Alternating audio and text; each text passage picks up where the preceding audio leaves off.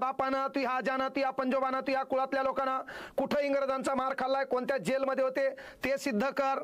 का फक्त प्रकाश झोतात राहायचे, कोणीतरी लाईक आणि व्ह्यू मिळावं, तू चर्चेत राहायला पाहिजे, तो नाव माहीत झालं पाहिजे. काल परवा एक दलिंदर है ना, का वांधे काऊन आहे तुम्ही, तर तुम्हाला हे चर्चेत राहायचे.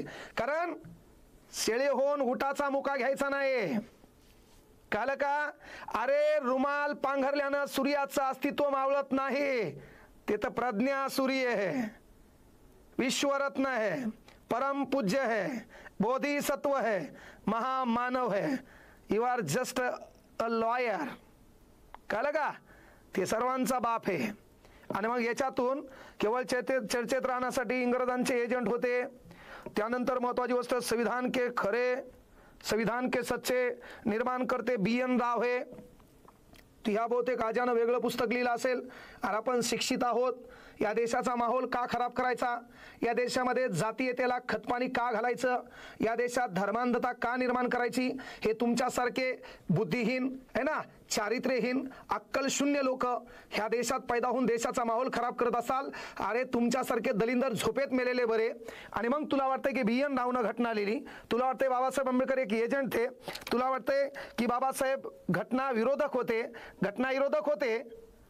तर मग लक्षात घे, गाव कुसातला, गावाच्या बाहेरला है ना, तो गावात कस काय आला, तो इथं बोलू कस काय शकतो, तो क्लास चालू कस काय शकतो, तो कुठल्याही विद्यापीठात शिक्षण घेऊ कस काय शकतो.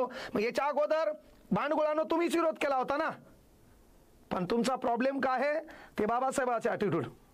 ज्या माणसाला शाळेत वाचायला पुस्तक मिळालं नाही, अशी भारतातली कुठली शाळा नाही.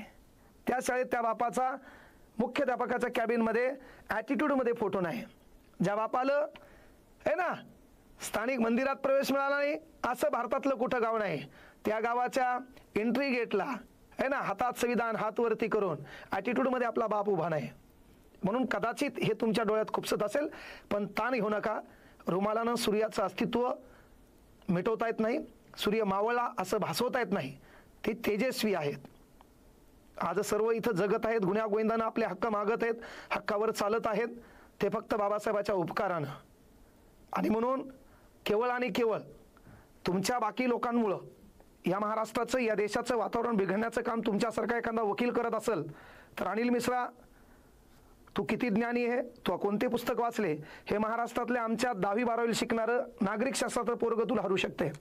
पण प्रॉब्लेम काय माहिती आहे का, तुम्हाला खतपाणी घालणारे, फुकट 2 GB भेटणारे काही हरामखोर आहेत. आणि त्यामुळं या महाराष्ट्राचं देशाचं वातावरण बिघडलेलं आहे.